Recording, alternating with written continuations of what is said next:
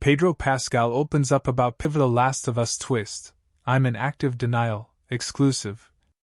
In an exclusive interview for EW's cover story, the actor explains his reaction to the latest episode.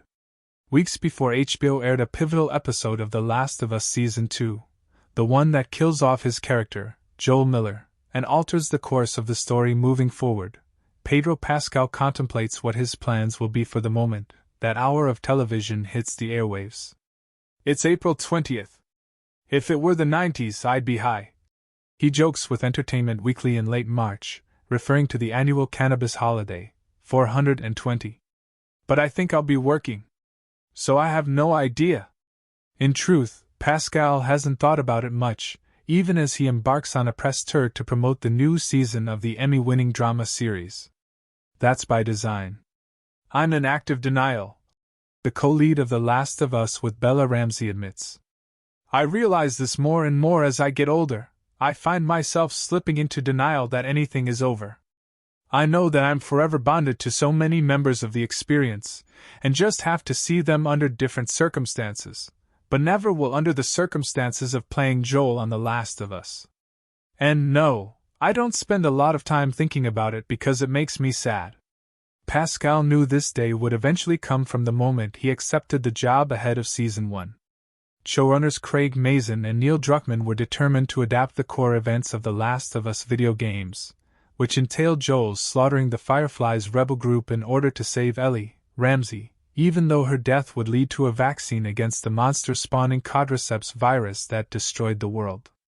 That mission also meant bringing a moment to life in Season 2, when Abby, Caitlin Dever, the daughter of the slain Firefly doctor, hunts down Joel for retribution and kills him in front of Ellie. It was just a matter of how and when, Pascal says. That day arrives now with the debut of Episode 2, titled Through the Valley. Pascal remembers shooting his death scene in Kamloops, Canada. It felt like any other day. He recalls the weirdly relaxing time in the makeup chair, where he had a good conversation with prosthetics guru Barry Gower and makeup designer Paul Spotary. The effects did a lot of the work, so he didn't need to put himself in any particular mindset. I was always sidestepping how I really felt, that in a big way my experience was coming to an end on the show, Pascal reflects. I guess that was the strangest thing to step through because I felt so bonded to everyone in the show after going through the gauntlet of Season 1 together, not just with Bella, but with the entire cast and crew. So to have this goodbye was very sad for me, and I had such a physical manifestation, a violent mirror of how sad it was for Joel to die. To be honest, it was quite dreamlike. Pascal remembers the moment he stepped onto set in full makeup and prosthetics that emulated a swollen left eye, blood stains, bruises, and cracked limbs. I killed the vibe completely as soon as anyone set their eyes on me, he recalls. This kind of shock and heartbreak, it was weird to be on the receiving end of that. It's like the extreme version of, is there something on my face? I really could see this sort of grief take over everyone's look in their eyes.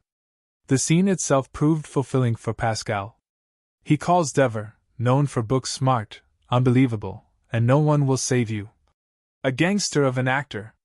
Even though there were so many individuals involved in that sequence, including Isabella Merced as Dina, Spencer Lord as Owen, Ariella Bearer as Mel, Toddy Gabriel as Nora, and Danny Ramirez as Manny, Pascal describes the experience as if everything around faded away until it was just him and Dever.